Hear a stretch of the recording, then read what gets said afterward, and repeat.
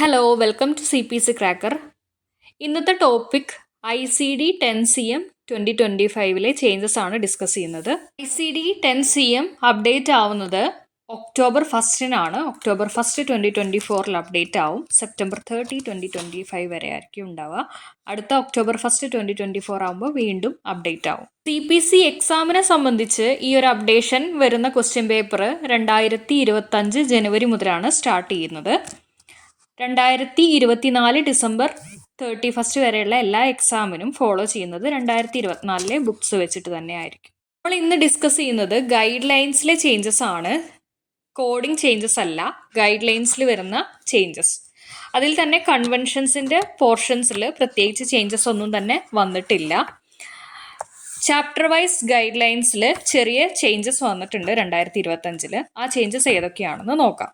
Chapter specific coding ഗൈഡ് ലൈൻസിൽ chapter 1 certain infectious and parasitic diseases.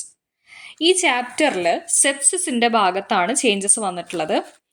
അതിൽ 5th പോയിന്റ് ആയിട്ടുള്ള sepsis due to a post procedural ഇൻഫെക്ഷനിൽ B, sepsis due to a post procedural infection എന്ന് പറഞ്ഞ ഹെഡിങ്ങിൻ്റെ താഴെയാണ് നമുക്ക് ചേഞ്ചസ് വന്നിട്ടുള്ളത്. For sepsis following a post procedural wound or surgical site infection, a code from T81.41 to T81.43 infection following a procedure, T81.49 infection following a procedure other surgical site, or a code from O86.00 to O86.03 infection of obstetric surgical wound, or code O86.09 infection of obstetric surgical wound other surgical site. ഈ ഒരു ഭാഗത്താണ് change വന്നിട്ടുള്ളത്. ഇവിടെ T81.49 എന്ന് പറഞ്ഞിട്ടുള്ള കോഡും O86.09 എന്ന് പറഞ്ഞിട്ടുള്ള കോഡും നേരത്തെ നമുക്ക് 2024 ടെക്സ്റ്റിൽ തന്നിട്ടുണ്ടായിരുന്നില്ല. ഈ ഒരു 2 കോഡ്സും കൂടി ഇവിടെ ആഡ് ചെയ്തിട്ടുണ്ട്. ഇനി അടുത്ത അപ്ഡേറ്റ് വന്നിട്ടുള്ളത് ചാപ്റ്റർ 2 നിയോപ്ലാസംസ്.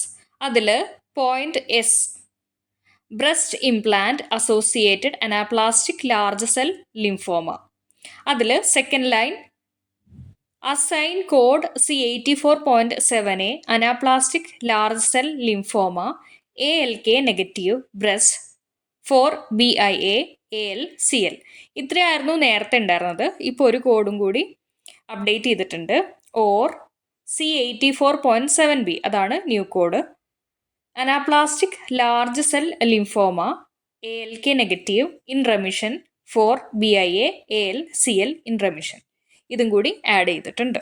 അടുത്ത ചേഞ്ച് വന്നിരിക്കുന്നത് chapter 4 endocrine, nutritional and metabolic diseases. അതിൽ type of diabetes first point. അതിൽ ഒരു പുതിയ ഗൈഡ് ലൈൻസ് ആഡ് ആയിട്ടുണ്ട്. ടൈപ്പ് ഓഫ് ഡയബറ്റിസ് എന്ന് പറഞ്ഞതിൻ്റെ തൊട്ട് താഴെയായിട്ട് A എന്ന് പറഞ്ഞൊരു പോയിന്റ് കൊടുത്തിട്ട് presymptomatic type 1 diabetes mellitus വന്നിട്ടുണ്ട്. കോഡും വന്നിട്ടുണ്ട്. Codes E10.A type 1 diabetes mellitus presymptomatic are assigned for early stage type 1 diabetes that predates the onset of symptoms. Early stage type 1 ഡയബറ്റിസിനെ സൂചിപ്പിക്കുന്ന E10.A എന്ന് പറഞ്ഞ code presymptomatic type 1 diabetes mellitus.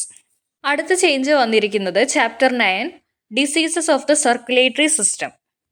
അതിൽ point E acute myocardial infarction AMI. അതിൻ്റെ താഴെ വരുന്ന sub ഹെഡിങ്ങിൽ 5th point other types of myocardial infarction. അതിലാണ് ചേഞ്ചസ് വന്നിട്ടുള്ളത്. അതിൽ second paragraph Type 2 myocardial infarction or myocardial infarction due to demand ischemia or secondary to ischemic imbalance is assigned to code I21.A1 myocardial infarction type 2 with the underlying cause coded first if applicable. നേരത്തെ ഇവിടെ if applicable എന്നുണ്ടായിരുന്നില്ല, ഇപ്പോൾ if applicable എന്ന് പ്രത്യേകം പറയുന്നുണ്ട്. അടുത്ത update വന്നിട്ടുള്ളത് chapter 21 factors influencing health status and contact with health services. അതിൽ point C categories of set codes. അതിൽ തേർഡ് പോയിന്റ് ആണ് സ്റ്റാറ്റസ്. സ്റ്റാറ്റസിൽ നമുക്ക് the status set codes categories are എന്ന് പറഞ്ഞിട്ട് തന്നിട്ടുണ്ട്, കുറച്ച് കോഡ്സ് തന്നിട്ടുണ്ട്. അതിൽ സെറ്റ് 17 എന്ന് പറഞ്ഞ കോഡിലാണ് ചേഞ്ച് വന്നിട്ടുള്ളത്. നേരത്തെ ഈസ്ട്രജൻ റിസെപ്റ്റർ സ്റ്റാറ്റസ് എന്ന് മാത്രമേ ഉണ്ടായിരുന്നുള്ളൂ. ഇപ്പോൾ സെറ്റ് 17 എന്ന് പറഞ്ഞ code oestrogen and other hormones and factors receptor status എന്നായിട്ടുണ്ട്. ഇത്രയും ചേഞ്ചസ് നമ്മൾ പറഞ്ഞിരിക്കുന്നത് ICD-10-CM 2025 ബുക്കിനെ ICD-10-CM 2024 ബുക്കുമായിട്ട് കമ്പയർ ചെയ്തിട്ടാണ്. അതിൽ നിന്നും ഇത്രയും ചേഞ്ചസ് ആണ് നമുക്ക് വന്നിട്ടുള്ളത്. ഈ വീഡിയോ നിങ്ങൾക്ക് യൂസ്ഫുൾ ആയിട്ടുണ്ടെങ്കിൽ ലൈക്ക് ചെയ്യുക, നിങ്ങളുടെ ഫ്രണ്ട്സിനും കൂടി ഷെയർ ചെയ്യുക. അതുപോലെ തന്നെ ഇനിയും തുടർന്ന് വരുന്ന വീഡിയോസ് നിങ്ങൾക്ക് നോട്ടിഫിക്കേഷനായിട്ട് ലഭിക്കാൻ വേണ്ടിയിട്ട് ചാനൽ സബ്സ്ക്രൈബ് ചെയ്ത ശേഷം ബെൽ ഐക്കൺ കൂടി എനേബിൾ ചെയ്യുക. Thank you for watching.